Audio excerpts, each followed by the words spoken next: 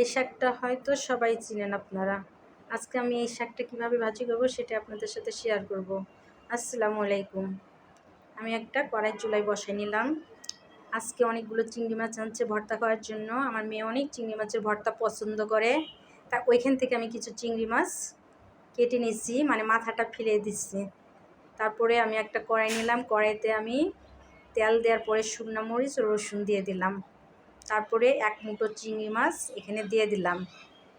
এটা আমি ভাজা ভাজা করব, যাতে শাক খাওয়ার সময় এই চিংড়ি মাছ কামড় লাগলে মচমচ করে, তাই একটু বেশি ভাজা ভাজা করব। এখন আমি চিংড়ি মাছগুলো নেড়ে নিচ্ছি। এভাবে শাক ভাজি করলে আমার আর কিছুই লাগে না। এই শাক ভাজিটা দিয়ে আমি এক প্লেট ভাত খেতে পারবো। চিংড়ি মাছটা যদিও ছোট, কিন্তু এই ছোট চিংড়ি দিয়েই আমার মেয়ে যা কিছু রান্না করব সেটাই পছন্দ করে। ও আবার বড় চিংড়ি খায় না, বড় চিংড়ি রান্না করলে ও খায় না, তাই ছোট চিংড়িটা অনেক ভালোবাসে। ছোট্ট চিংড়ি দিয়ে লতি রান্না করলে, ছোট চিংড়ি দিয়ে ভর্তা বানাইলে। এখন আমি এখানে দিয়ে দিলাম কিছু কাঁচামরিচ আর পেঁয়াজ। ঝাল দিবেন আপনাদের ইচ্ছা মতন, শাকে একটু ঝাল দিলে বেশি ভালো লাগে। ঝালটা আমি খুব পছন্দ করি। মোটামুটি আমি এখানে দিয়ে দিচ্ছি অল্প শাক, তাই আমি অত কাঁচামরিচ ব্যবহার করি নাই। চিংড়ি মাছগুলো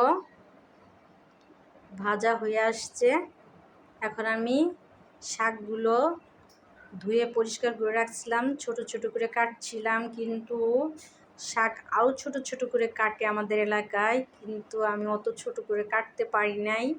আমার এক হাতে মোবাইল আর এক হাত দিয়ে আমি শাক নাড়াচাড়া করতেছি, একাই ভিডিও করতেছি, আমার পাশে কেউ নাই, তাই শাকগুলো আমি ভালো করে নাড়তে পারতেছি না। যাই হোক, একটু নাড়াচাড়া করার পরে এখন আমি শাকটা ঢেকে দিলাম একটু সিদ্ধ হওয়ার জন্য। এখন আমি ঢাকনটা উঠাই দেখি আমার শাকের কি অবস্থা। কি সুন্দর কালার আসছে শাকটার। অনেকে শাকটা আগে ঢেকে দেয়, তখন শাকের কালারটা নষ্ট হয়ে যায়। শাক কিছুক্ষণ নাড়াচাড়া করার পরে তারপর যদি আপনারা ঢাকনাটা দিয়ে ঢেকে দেন, তাহলে শাকের কালারটা ঠিক সবুজ থাকে।